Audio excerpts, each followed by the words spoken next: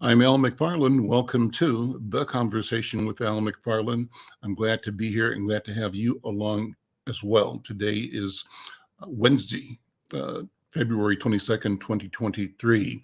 And everybody here in Minnesota and probably out into the Dakotas is paying particular attention to the weather. We are expecting a storm of epic proportions, they're saying, could be anywhere from 10 to 12 inches in Minneapolis, up to 20 inches in surrounding and rural areas. So the word is be advised, be aware, pay attention. Try to stay off the roads if you can. And if you're on the road, be very careful. Be mindful of snow plows. The state is doing a marvelous job in the counties and cities in trying to keep the roads clear and pathways available to you. But the better thing that we can all do as drivers or members of community is sort of not be in the way, not be a problem. Anyway, this is Minnesota. We expect this every year, and here it comes. Well, I want to, first of all, thank all of you who enjoy the program, participate, send comments about it. I want to invite you once again to support by going to our YouTube channel, YouTube Insight News channel, and subscribing to this program. Subscribe, like, and share. We've got around 300 or so subscribers on the channel presently. Our goal is to boost that to 1,000. And to do that quickly, we can do it with your help. If you individually take a minute, take the time, either during the show or after, to go over to YouTube, Insight News channel, find the Conversation with Al McFarlane, and subscribe. And tell your friends. We're having wonderful conversations. We call them robust conversations. We do this 5 days a week, Monday through Friday at 1 o'clock. And not only are we presenting on YouTube, actually we're on two YouTube platforms, the Insight News platform and also the platform of Black Press USA, the platform of the National Newspaper Publishers Association, which is the Black Press of America. So we're pleased for that partnership with them. We also are on Black Press USA's Facebook page, the Insight News Facebook page, and we are streaming to Twitter, Insight News Twitter account, and also to our LinkedIn account. So we're using a variety of platforms to connect, to reach you. The beauty of it all is that our what do you call it? Our portfolio or our toolkit of communications capabilities includes the daily presentation of these programs on public access television in St. Paul, thanks to our partners there at SPNN, St. Paul Neighborhood Network, and also in Minneapolis at the Minneapolis Public Access Channel as well. Finally, well, two more things. On a regular basis on Tuesdays, the program is also a live radio broadcast on KFAI 90.3 FM. And the most beautiful thing from my point of view is that these stories, these interviews end up being stories in Insight News. I mean, why are we doing this? Quick background. We started having what has emerged into the Conversation with Al McFarlane as a series of breakfast meetings at a restaurant in North Minneapolis, might have been 15, 20 years ago, a place called Lucille's Kitchen. It was a Greasy Spoon, nice, real neighborhood people. Everybody in the neighborhood showed up every day. And we'd be having our editorial meeting, me and two or three writers or freelancers, and people would lean into our conversation. So we'd say, pull up a chair, join the conversation. And in short order, that ended up being a big table that filled half the restaurant. And we said, look, why don't we open this conversation up to everybody, invite a partnership with KMOJ and later KFAI and other organizations and community and create a forum. And that's how this thing got going. So we're still doing that. And the beauty is, I say that, you know, I'm an interviewer, I'm a journalist. My trade, my skill, my gift is in talking to people, writing the stories. And the technology allows me to do that, to talk with my guests today, Dr. Reverend Mary Whitney and the Superintendent of Parks, Al Bangoura. But the interview that's a one-on-one I'm able to share with thousands and thousands and thousands, both through the digital platforms we're on, but also the 100,000 readers of Inside News every week. So I think it's a win, win, win. And all of it boils down to creating community, creating engagement, our capacity, our ability to articulate a future that serves our interest. And so that's what we're doing. Well, with that, do the thing. Go to the YouTube channel, Insight News YouTube channel, find the conversation, subscribe, share, and like. Today's program is going to be a great program, two great conversations. As I mentioned, today I have Al Bangoura, who's the superintendent of the Minneapolis Park and Recreation Board. And following that, an interview with my friend, longtime friend and leader in community, Reverend Dr. Whitney, a prolific author and an expert on domestic violence, equity, cultural diversity. She's a trainer focusing on Black history, politics, race, and education. Two great conversations. Before we start that, I open up the show every day with what I call hot topics, and we've got two for you today. One is an item that comes out of the Washington Post. It's an article. Actually, this one was published on February 11th, an article by Jacob Bogage. I think I've said his name properly. But the headline is, in a tight labor market, some states are looking to another type of worker, children. Interesting. Subhead says, bills advancing in the Iowa and Minnesota state legislatures would roll back child workplace protections to address worker shortages. Interesting indeed. I'll just share a couple of paragraphs. The article says, as local economies grapple with a tightening labor market, some state legislatures are looking to relax child labor protections to help employers meet hiring needs. It's part of a persistent trend in labor economics, experts say. When employers struggle to find talent, many prefer to hire younger, cheaper workers rather than increase pay and benefits to attract adults. Because of the high demand for workers where there are holes in the system, unfortunately, child laborers can get caught up in staffing some of those holes, said David Weil, a professor of social policy and management at Brandeis University and a former wage and hour administrator in the labor department. I'll conclude with this. Legislators in Iowa and Minnesota introduced bills in January to loosen child labor law regulations around age and workplace safety protections in some of the country's most dangerous workplaces. Minnesota's bill would permit 16 and 17-year-olds to work construction jobs. The Iowa measure would allow 14 and 50-year-olds to work in certain jobs and meat packing plants. There's more. You can go to the Washington Post to get the full story.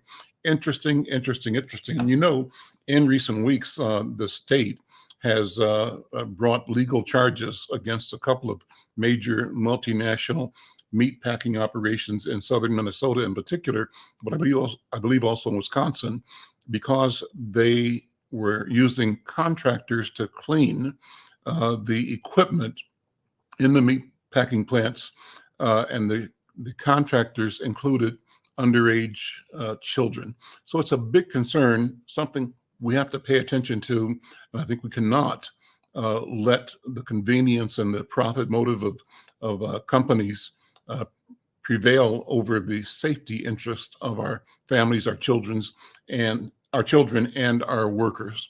Well, that's one thing. I'd love to know what you think about that. If you had an idea or concern, drop us a note on one of the comment sections on the platform that you're watching us on. So the second piece is, I'm taking it from the House Daily Session. It's a piece we published in Inside News. This one, an article by Margaret Stevens, published February 15th. And it says, as a headline, after 2 years and no bonding bill, the House DFL unveils a nearly $2 billion capital investment campaign. Well, you know, it's part of the glee in Minnesota right now around the fact that the state is looking at $18 billion budget surplus, a lot of money people are lining up everywhere to get their share. Of course, Republicans want the money returned as a tax refund or tax gifts to individuals, and probably more to big companies. But I think the Democrats are saying this is a golden opportunity to address critical infrastructure and more. And so this article says the legislature usually doesn't get a bonding package proposed as early as February. But since it's been more than 2 years since a bonding bill is passed, capital funding is past due, said Representative Fu Lee, DFL of North Minneapolis. Fu Lee is our legislator here in North Minneapolis. A proposal for nearly $1.9 billion in capital projects across the state was unveiled to the House Capital Investment Committee. Most of the funding, $1.5 billion, would come from bond sales, and the remainder, $391.75 million, from the general fund. The proposal came in the form of delete all amendments to House File 669 and House File 670, both sponsored by Lee. Now, I'm not sure what that terminology means, delete all amendments, but we'll discover that. Fu Lee says it's, quote, "It's long past time to bring in the public on this important bill. Hundreds of critical infrastructure projects have gone unfunded.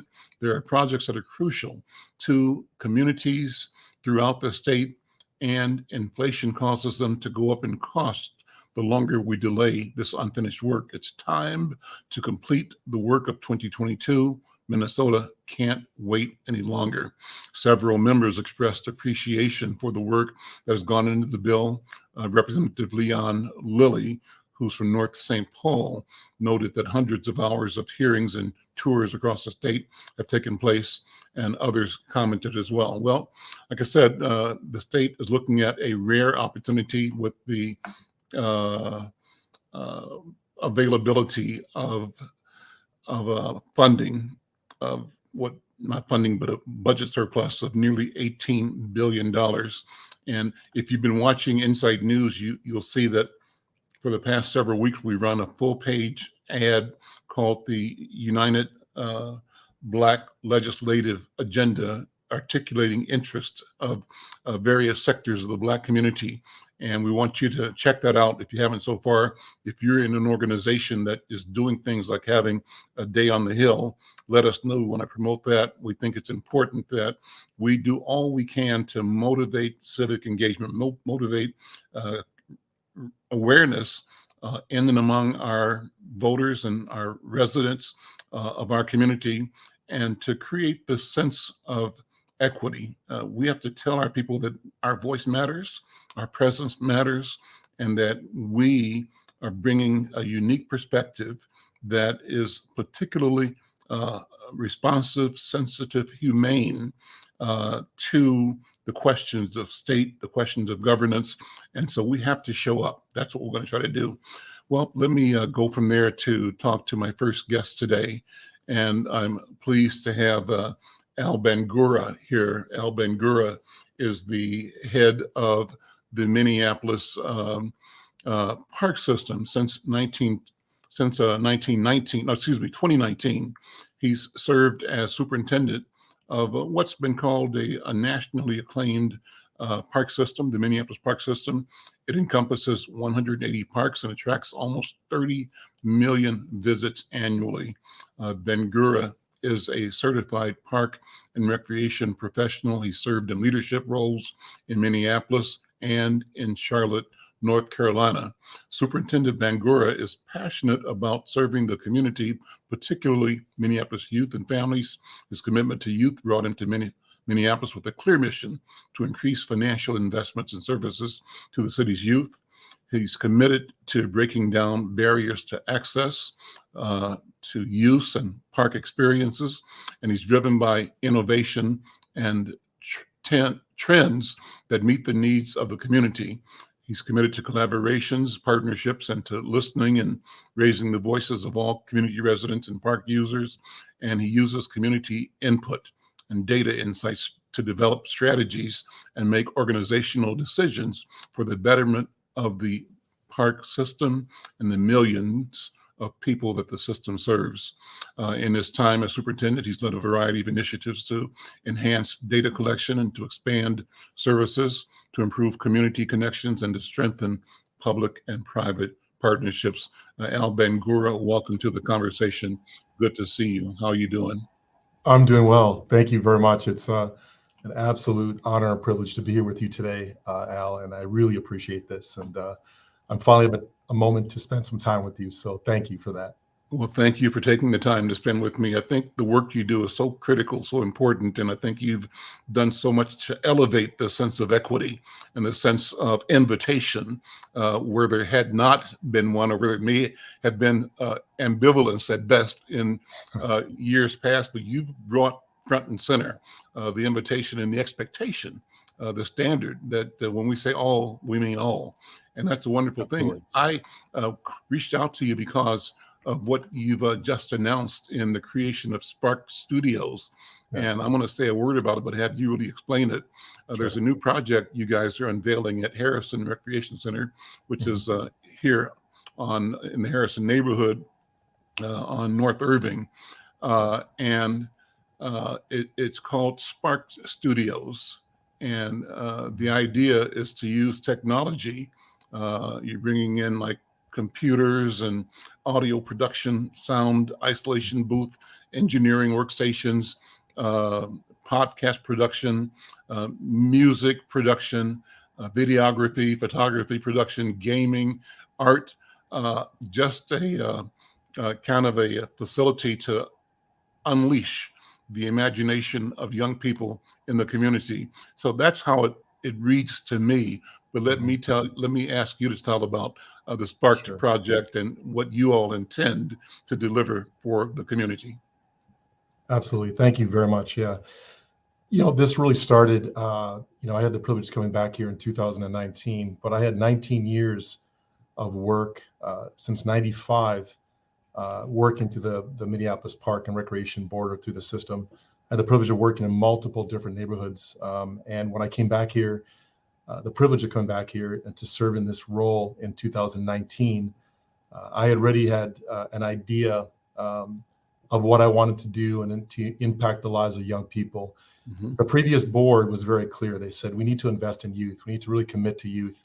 There's many levers that are pulled. And I think on the backs of young people, sometimes we always talk about these programs, these ideas. But what I was very clear about was that the Minneapolis Park and Recreation Board could be that place where we can impact the lives and change the lives of young people. And what I mean by that is in perpetuity, meaning that it's embedded into the general fund. So I worked very hard for the last 3 years, previous 3 years, to get $2.6 million in levy that's paid by the taxpayer, by us, to support the young people in Minneapolis. So every young person in the city of Minneapolis recognize and know that the Minneapolis Park and Recreation Board committed to you through taxpayer dollars and through money that is going to be ongoing, meaning it doesn't go away. It's not a one-time fund. It is now committed to young people. And with that, we hired 7 new people, a manager and 6 specialists to work in these Spark Studios. The Spark Studio concept really began when I was working in Powderhorn from 2000, 2006. I had the privilege of working in that amazing, vibrant park. And what really started for me was the fact that we had lost several young people to homicide, to murder. They lost their lives, and I knew them personally. And for me, it was a matter of saving lives. And so I brought young people together, and I said, "What inspires you? What connects you?" And music, right, was a very common language. And so we took a small room at Powderhorn next to the pottery studio, and we built a small studio from there.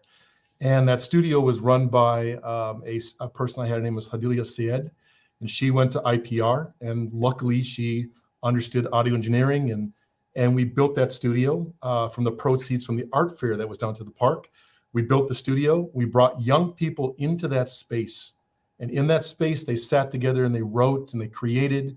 They got to know each other, and the simple thing was to get people to understand, and these young people understand, that the more you know each other, that you connect with each other, you're less likely to then have conflict, right? Because now you're advocating and supporting a space where you come together and it becomes your community.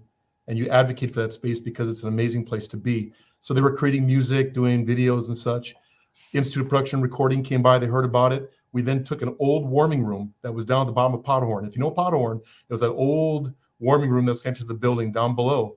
We transformed that space and we created a bigger space, and we created a really incredible production studio and primarily focused on music.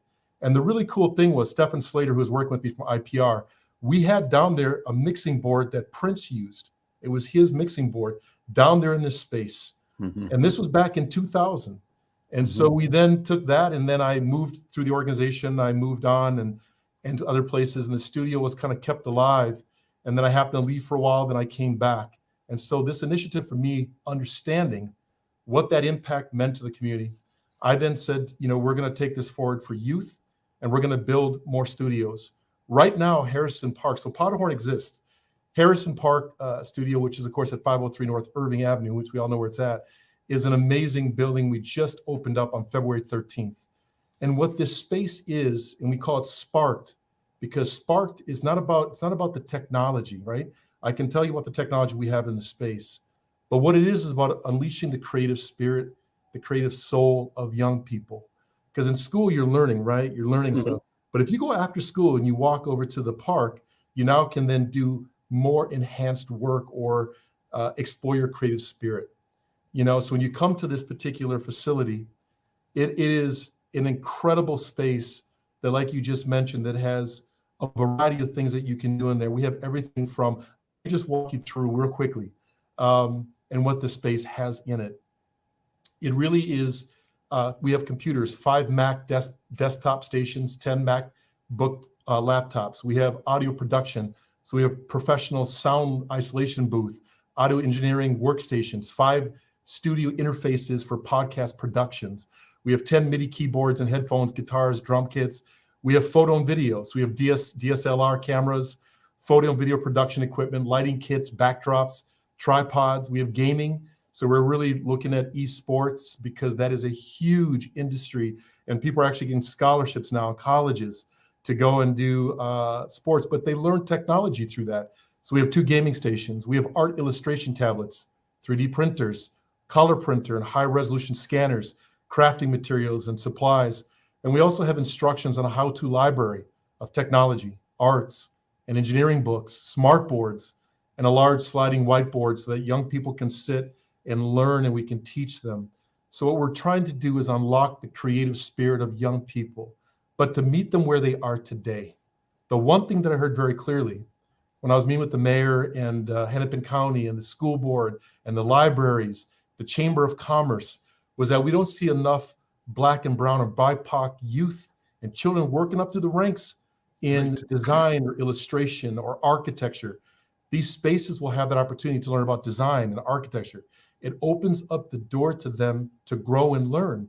And when we heard that, the one thing that I was already doing was building these spaces for young people to explore these careers and open up the doors of possibility. And I've always said, as you walk in with like an empty folder, right? And then you start to put in there the knowledge, you start putting the skills, animation 101, micro entrepreneur business 101, 102, 103, right? You start building this portfolio, and we're teaching them through really fun ways of learning. And so they're building this book of knowledge so that when this child then gets not just good enough, but excellence of equipment and excellence of experiences, they then can compete in the world. And they can be on the equal footing as they start to look at careers that maybe they didn't know.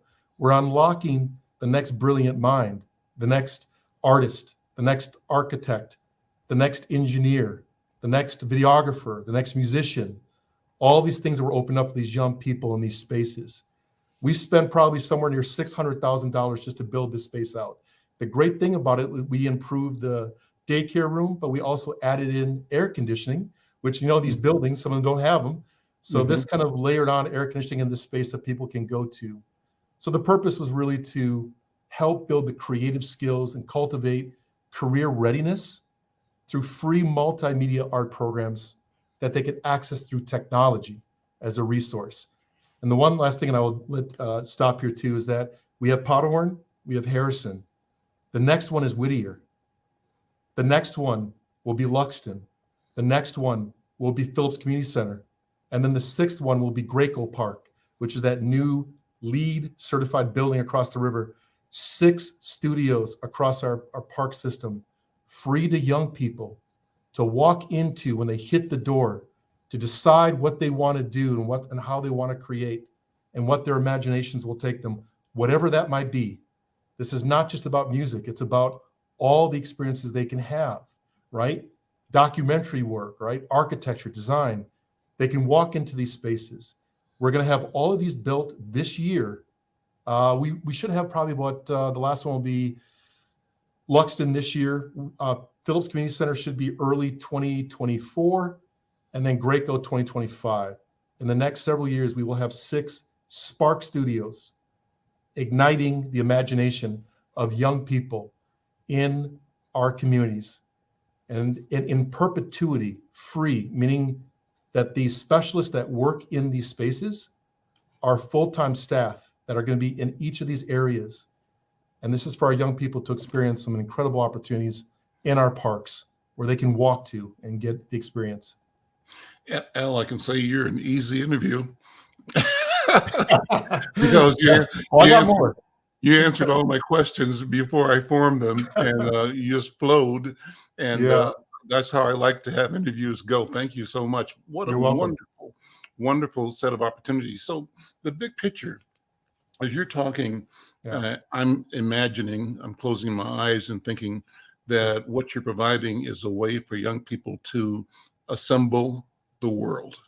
You're creating a place where they are having access to tools that allow them to develop their own ways of knowing and of packaging reality, of packaging existence, of being able to tap into both history and laterally across the footprint that the digital world provides them. That footprint is global indeed. We used to, when you and I grew up, maybe before you, Al, heard from our parents, stay in your neighborhood. And the neighborhood for me in Kansas City was, to the alley and 1 block down to 28th Street, 1 block down to 29th Street. And that's where you had to stay. That was my neighborhood. Today, the planet is my neighborhood because technology gives me the ability to be present, to connect, and to share and to learn anywhere on the planet. You are providing the technology to our people and to young people throughout the city. I think it's so powerful. And I was going to ask you, I don't know if you were here back when Model Cities was first started. Did you know Ron Washington by any chance? I know the name, but not personally. Ron Washington was the creator of the South Side Communication Center. It's over there right now. It's where I think one of the facilities for, well, I don't know what's there now, but it was on 30th and it was on Lake Street at around 4th or 5th or 6th, somewhere around there. But he had as part of the Model Cities campaign, a communication center. And they had all the latest videography equipment, cameras that they would lend out, lease out, teach, educate, and encourage people to go out and start documenting their history, their neighborhoods. And out of that, that's one of the ways that I got started in business, by being able to have access to both the equipment and the vision, the opportunity, because nobody knew where the technology would take us. But to have it available to mess with it, to play with it and to learn is invaluable. And out of that, I say Insight News emerged. There was a paper called the Southside News and the Phillips Alley. A bunch of the neighborhood papers. This town exploded in community neighborhood literacy, primarily driven by newspapers at the time, but also in cable television and beyond. And I think that you're setting in motion the next iteration, the globalization, where people walk into the opportunity recognizing that who they are and where they are is at the center of a universe of connectivity, and that all of it is accessible to them. What do you think? No, that's well said, Al. I really appreciate that. Yeah, absolutely. I think that this is an incredible opportunity to connect young people to the world. right? And to open up those possibilities. I know that when I was a young man, I was a child growing up in Milwaukee. I was living on the east side. And I remember I had an old bike that I had, and I had access to that bike in I think I was about 8 or 9 years old at the time. And I took that bike, and it was a single speed, one of those racing old bikes. And I took that from the east side of Milwaukee, and I rode my bike along Lake Michigan all the way to the Art Institute, because I had the pedal power in my legs to get me to change my paradigm from where I existed, what neighborhood I was in, right? Mm-hmm. So I got my bike, I rode over to the Art Institute, parked my bike, didn't lock it up because it was so ugly, no one's going to steal it, but it was mine. And I walked up to the second level, and I sat there and I looked out. I was at a drafting table, and I was the only person of color, the only young black child that sat in this room. And drafting table, music playing in the background, all sorts of music, jazz, classical, right? And I was drawing, looking across Lake Michigan. And I remember how profound that changed my life and what it meant for me, because here was an experience that I had the opportunity to experience through the parks department, but it was kind of the arts area, that as a young person to experience that, to be able to have that in my life as a young person. And it changed me. It really did, because it opened up the world to me. And that was just kind of very visceral, right? It was like you're drawing. Now, technology can open up the world to many different things. The access to design, art, access to music and video, and the world around you. And if we truly are talking about impacting the lives of our young people in our cities, and we keep saying this ACP 50, areas of concentrated poverty in places, I'm looking at the possibilities. I'm looking about giving a child access. I'm tired of people always saying things about, we're going to tell you what we're going to do. We're going to come in and we're going to tell you what to do. These brilliant young people that sit out here today, they just need access. They need an opportunity to grow. And we're going to tap into that. And we're going to make sure that they have that equal footing to be able to see the world and open up and change their paradigm to how they see the world and remap it. And once they do that and they see those possibilities, it's limitless to what they can do. So these spaces, and I wish if you go to our YouTube, you can Spark Studios, our webpage. It's an amazing, beautiful place. When you walk into these 1970s buildings that were like cinder block, and now there's this brand new, beautiful space. It's really incredible. And we deserve that. This is not about a matter of it's just good enough. We deserve it. We should have that. We should invest in that and invest in our youth. Because if they feel something and they feel the value for the space, they'll come in and experience it. And so really what I'm trying to do here, and what we're trying to do in the Park and Recreation Board, is to have a place to where a child can go to, walk in the door, hit the door, and know that they can do something immediately. I want to learn about animation. Let's go do it. I want to learn about opening up a small business, have a kiosk, and build things through 3D printers, or kind of do hats and T-shirts, and then be able to run and how to be a micro entrepreneur, right? You might not go to a 4-year college, but you're going to have the skills and stuff that can take you to your college. You can go into engineering, you can go into technology, STEAM. The pathway is not determined by just going to 4 years. It's about what you learn and how you grow. And there's many opportunities that you can have. And so it would we're be going to cool, do that. maybe even I'm thinking as you're speaking, it'd be fun to figure out how we could originate this program from time to time at the center, where we could feature and involve in an internship type of way some of the young people that are learning and accessing the opportunities you're creating there. Well, listen, thank you so much. I'm excited. You're welcome. And I want you to come back, because there's so much more to talk about with the park system, and particularly this whole notion that I've brought up about equity. How do we get to where our people, and when I say our people, I'm talking particularly about Black people, but the Black people I'm talking about include everybody else, white, Asian, Latino, Native, all of us are people. So I want to talk about that in the future, and the work you're doing to ensure that you've got a world-class resource available to world-class people here in Minneapolis. Thank you so much, Al Bangoura.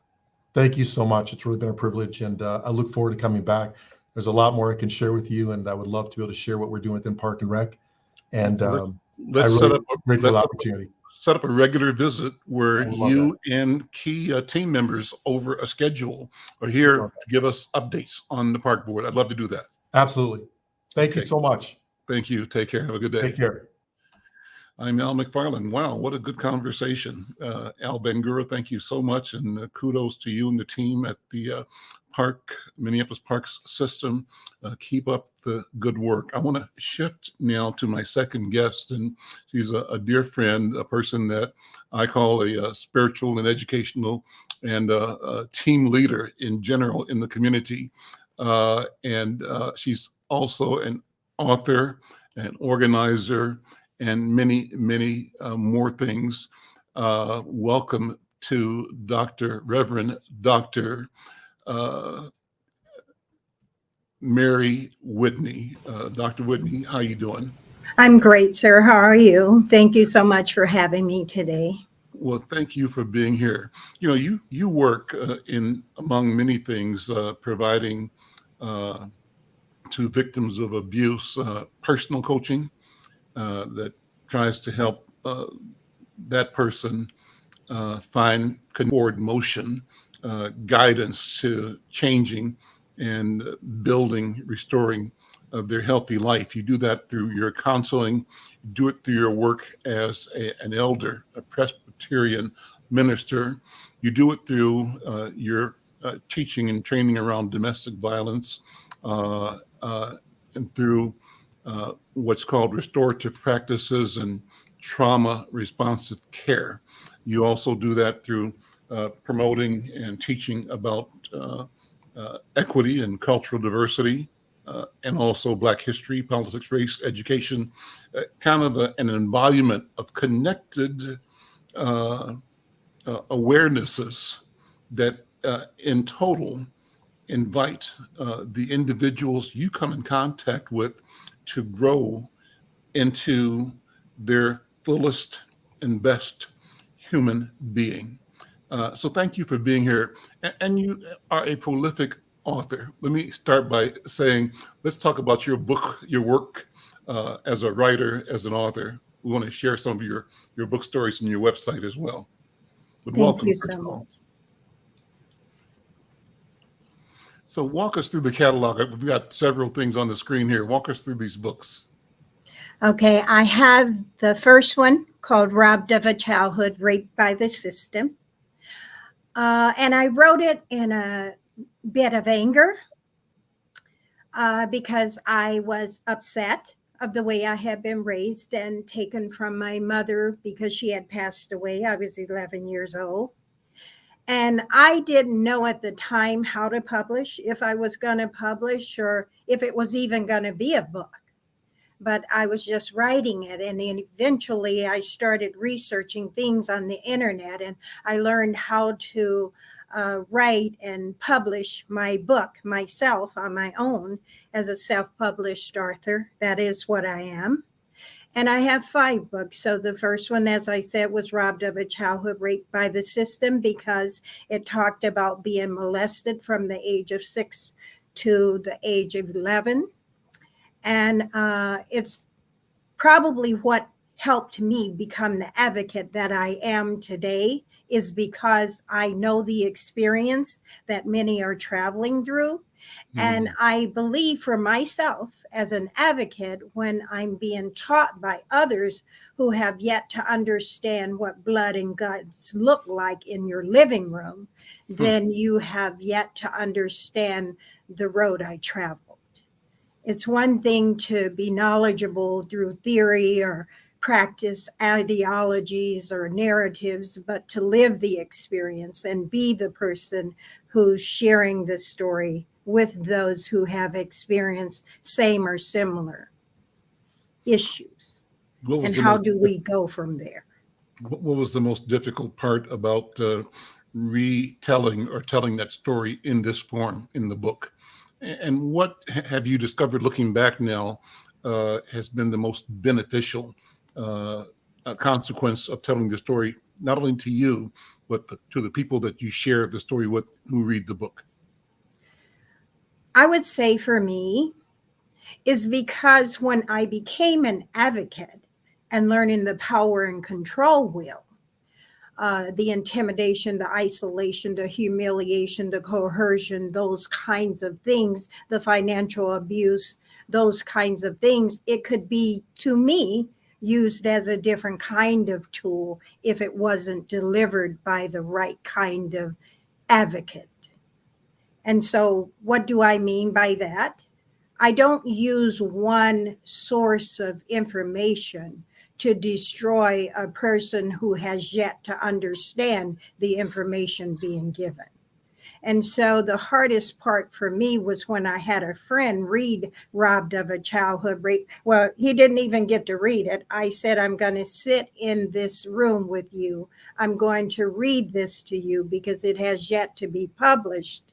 And I don't even want to give it into someone's hands who might use it to their advantage rather than the advantage of helping save lives and change lives. And he said, what do you mean by that? Tell me, I'm asking you to go deep on that thought. That's a critical point you're making. What do you mean? What do I mean? How could someone abuse the information that you're providing? It's just depends. I'm not talking about a person who's been harmed and trying to figure out how to save their own life. I'm talking about those who will take the knowledge you have, go and get a grant and make that information their own as if it was their story being told. It's not truth to reality. Okay. That's what I mean. Okay. Do you have the book with you there by any chance? Yes, I do. Pick a favorite part. I have the first one. And I'll explain why. This is the original Robbed of a Childhood Rape by the System. But I changed it because I got 5 stars nationally. And they told me that the little girl depicted on the cover, lifting her hands toward heaven from hell is the darkness below, does not tell the story of the blood and guts that came out of me during the experience of being molested as a child.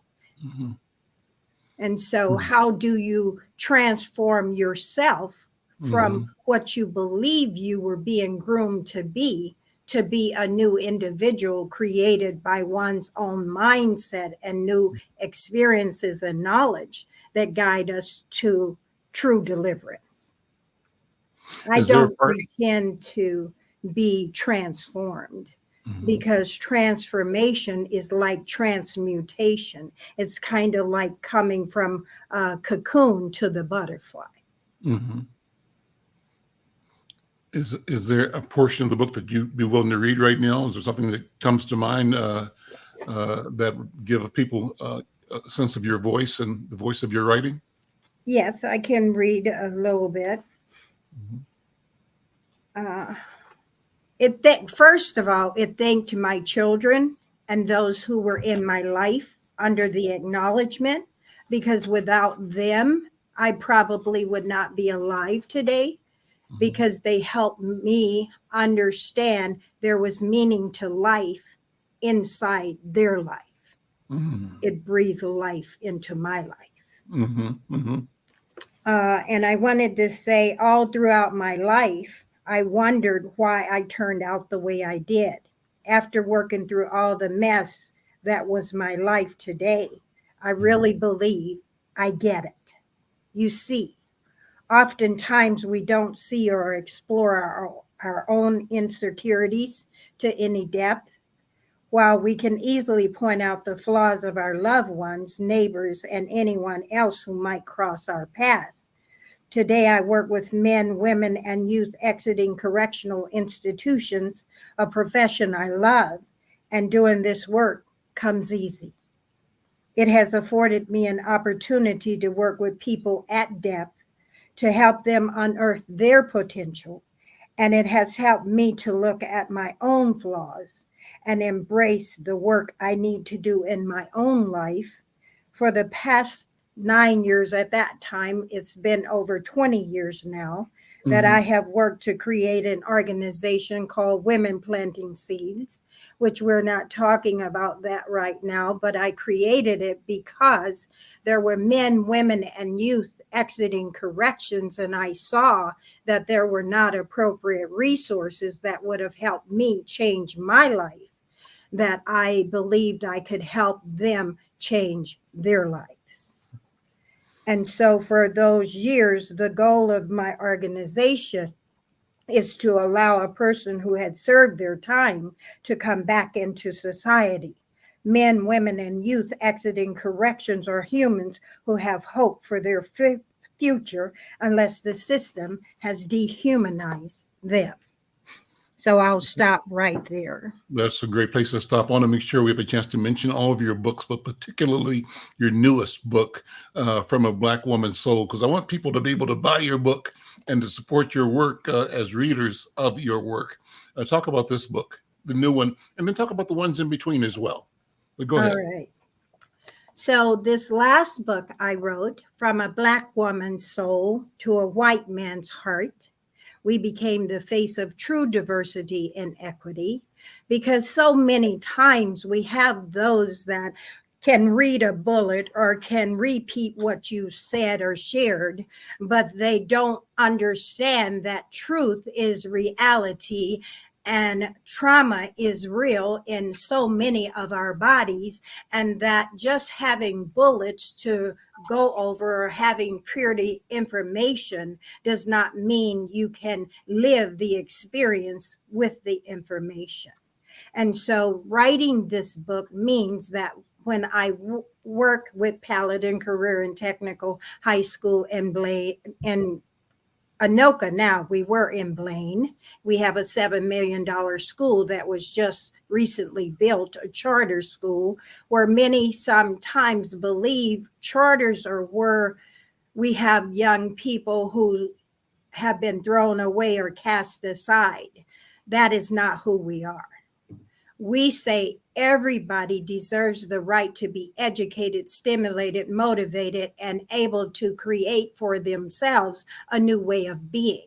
It's one thing for us to thrust our young people into activities and different programs and things like that. But if they have yet to understand how to build connections, how to self-navigate, how to de-escalate themselves, how to breathe instead of holding one's breath. There are so many different things that we need to take notice of, and we wonder why our children are harming one another or harming others or hurting themselves. And sometimes our babies are cutting themselves just to release some other things that have been going on in their life, to put the focus somewhere else. It's not just the cut, but so many have already been scarred and broken, and many believe beyond repair. But we can always have that which is broken repair itself. Because how did they survive out there in the world on their own if they hadn't already learned some form of navigating through life, right? They have gifts, they have purpose, they have desires, they have dreams. And as parents, we have those dreams too. But it doesn't always mean you had Dr. Spock or Dr. Ruth or the books to read, because there was a time in our lives when we didn't have books, right? Let alone we're writing them, right? And so this handbook means we've done some work. And my norm as a so-called Black woman, and I have a lot to say about that, and we probably won't get into that today because we don't have that much time, but the last chapter in the book is called Murder in the Spirit Within. And so if race was created, then we've all lived a lie in my eyes. And I even said to my son, who they say is Black, and myself and others, if race was constructed, then Black is truly not a reality, and neither is white. And how do we deconstruct not only whiteness, but our own Blackness, and to create truth to what is reality? And truth makes us what? Truth sets us free. Okay. And free comes from within. It's not surface. And so we are going beyond surface demonstrations and conversations to get real deep with this. And let me say this, Mr. McFarlane. I've written 5 books, self-published, without funding from community, without funding from other people, designed 2 organizations on my own, Women Planting Seeds. I still have the website up. I paid out of pocket the whole time. Sunny Love, I pay out of pocket for everything I have and everything that I've done. And people say you work for free. I did Facebook Live ministry online for almost 6 years, just because everybody deserves to be free sometimes of ourselves, right? No tithes, no offering, but the offering is your time to benefit oneself, to say we can be different than we once were. I know I am not Sunny Love anymore. I am Reverend Dr. Mary Whitney, because I've done the work and I've been groomed at the foot of pastors for 17 years under one pastor. So now I can license, ordain, bury, and consecrate others into the ministry, but it's a work in progress, right? And so I write because it makes a difference. I write because it matters. And I write because they're guidebooks that will help guide and walk any individual through a new way of thinking and reframing one's own life to be the life they desire to leave as a legacy. If my son or daughter was watching me in my casket, what would I want them to see? And how would I want them to describe who their mother is today? Let me ask you to elevate that same question, and I'll challenge you in a positive way to go deep. And when you think about, your parents, the people that preceded you in existence, what thoughts, what feelings, what knowledge, what knowing comes to your mind and spirit when you sort of close your eyes and try to think back? How far do you think back? And how do you see yourself today connected to everything that has happened in the past? What does history have to do with you? What do you have to do? Your personal body and self and spirit right now have to do with the history of the world? That's question number 1. Question number 2 is the other side of the same coin. Through you, what do you envision for the future, not only for your son or your children, but for their children and their children and their children ad infinitum? What world do you see as possibility and desirable? And do you believe that your work today builds bricks towards the establishment of that? Big question. You can throw it away, laugh at it, do anything you want with it, but that's what's on my mind. So, Sister Mary, Dr. Mary, what do you think? When you said go all the way back, as far as I can go back as that child, and looking at my parent, because my mother married my stepfather, who was the father of 2 sons, who molested me as a child, and then the father themselves. And what I go back to is all of that didn't take my soul away, because man didn't give it and man can't take it away. It's to say that I was groomed for the moment in time you and I are sitting together today, and to say, Mr. McFarlane, we're just beginning the real work to say openness, truthfulness, and trauma. The acronym is defined in my book, From a Black Woman's Soul to a White Man's Heart, to give people a very clear perspective on you can't just throw away all of that pain and shame and start over from scratch when you know within yourself you're just scratching the surface. So I want to say I know what it's like to be abused, but I know what it's like to design and create and become anew and be fresh on who we are. one thing I'm going to leave with you is this. I told my director, why did he give me the title of equity and cultural liaison along with restorative practice coach and trauma responsive person? And he said he knew what I didn't know, I would go explore and find out.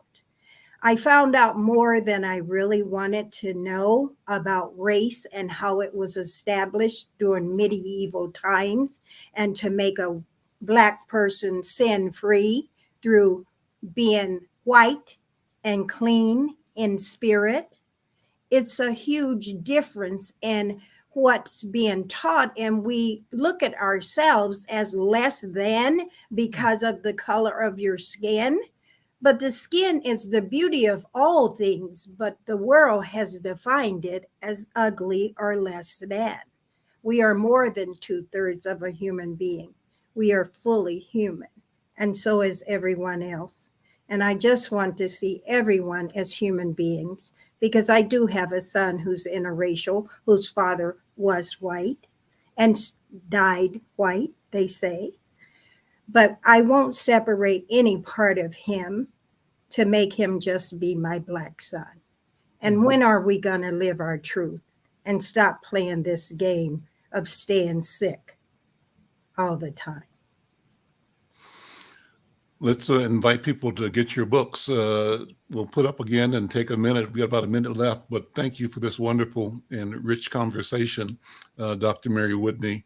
How do people find you, either online or where can they buy your books?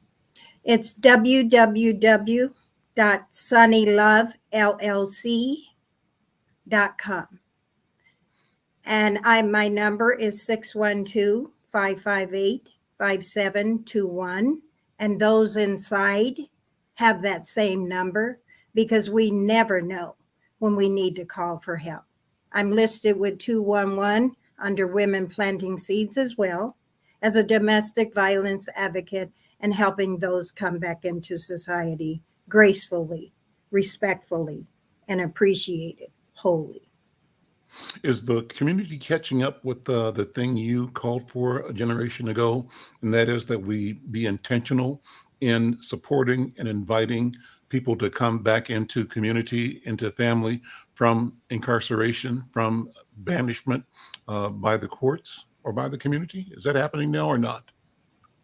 You know, Mr. McFarlane, you asked me to be my truthful self. I see a lot of organization getting funding and money and housing dollars and all these other things. But sometimes that shame and that knowledge that they need to have shared with them has not been demonstrated to them. So I think we have a ways to go. We got some work to do. Listen, thank you so much. I'm Al McFarlane. This is The Conversation with Al McFarlane. We'll see you tomorrow. Take care. Thank you.